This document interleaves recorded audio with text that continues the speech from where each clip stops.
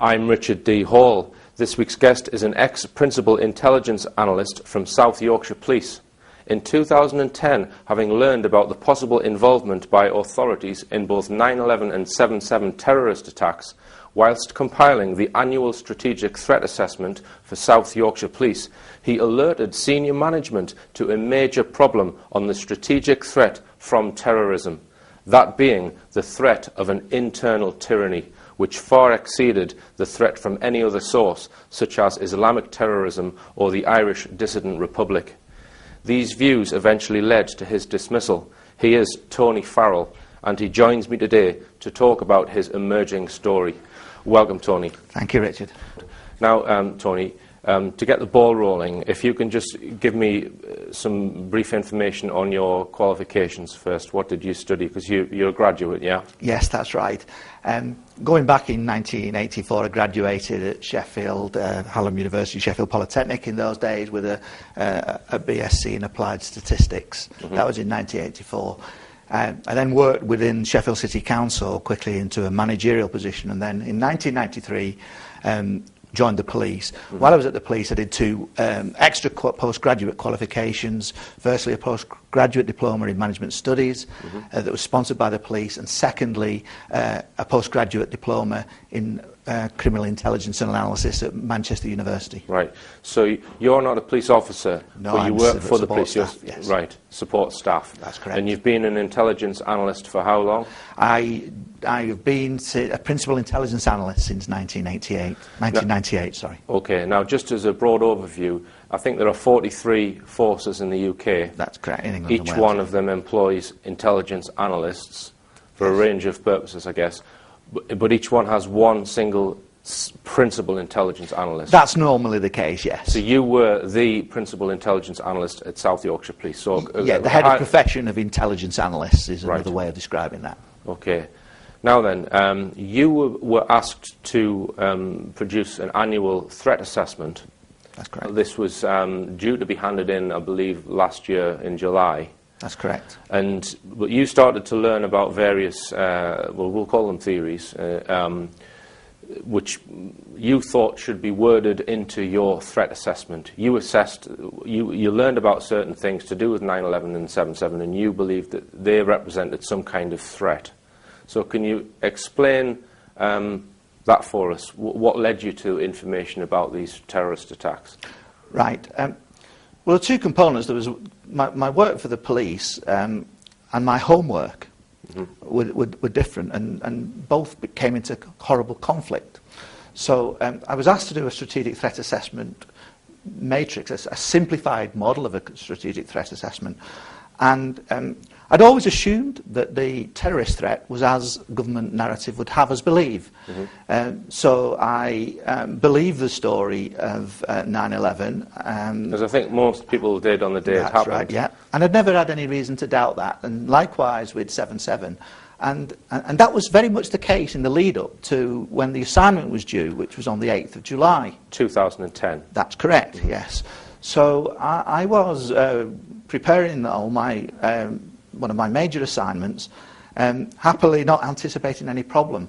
However, I have interests in my home study in geopolitical events and the history of the church. And in looking at that, I came across information on the New World Order. I didn't like the looks of. And researched more into that just as an interest, outside interest. But it was at that point, shortly before the assignment was due, that I came across, without looking really for it, information on 9/11 which was so utterly compelling or damning about the actual official narrative. And using my analytical skills, it wasn't difficult to balance one against the other. And I came to the belief and conclusion that 9/11 was a massive inside job false flag attack. And that clearly posed me a problem with completing one component part of the strategic threat assessment, which was the terrorism aspect. But a minister I spoke to just prior to the deadline suggested I look into 7/7. It was speculative. I didn't, in my wildest dreams, believe that could be the case. So this Sadly, is the 7/7 London bombings of 2005. 2005. 56 people died. Yes. So you looked to see whether there was information. I put the alternative hypothesis to the test and researched in my own time, in my home study, everything and anything I could find. And it wasn't long before I came to the conclusion that, sadly, 7/7, in my opinion, was a monstrous lie, perpetrated by our own intelligence services with clear government complicity at the time. Okay. Now, so you then saw that as the major threat and wanted to include this in your threat assessment. Well, clearly, if all the expectation was that I would follow the norm and actually articulate a threat that was from Islamic terrorists and Al-Qaeda, not drawing from any particular internal source other than government document narrative on that issue. This was a strategic threat, so it would be something that would support the government policy at the time, the prevent strategy that police forces were enforcing. But that was horribly contradictory to my belief, my genuinely held beliefs, that wasn't necessarily the case. In fact, the case was the exact opposite of the worst possible kind, internal tyranny. So you were due to present your report on the 8th of July last year. That's correct, yes. But because of these reservations, you thought that you'd flag them up with a detective chief inspector? Detective superintendent. Sorry, detective superintendent. A director of intelligence, yes. Right. So who did you report to directly, Tony, first? I reported, my relationship was most closely with the director of intelligence, and I had a line management responsibility to the detective chief inspector for day-to-day reporting. Right. But for the strategic work, it was always for the director of intelligence. And where would the director of intelligence be based at? He would be based in headquarters of South Yorkshire Police, right, in the specialist crime services. Right. So you thought, look, I want to mention the threat of internal tyranny in my report because you believed that this was the bigger threat. Well, the first thing I needed to do, I felt obliged to do, is, given my beliefs, formulated by my own home study, that ran horribly contradictory to the government narrative. The first thing I felt compelled to do was to alert management to that predicament that I was in.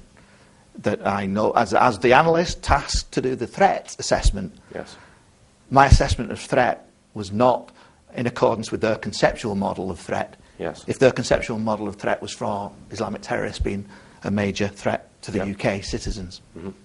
So you presented the detective superintendent with, these two sheets that you drew up about 9/11 and 7/7 being inside jobs. They were very much. This was all happening thick and fast, and this was an alert, saying a briefing note, saying, Houston, we have a problem here. Yeah.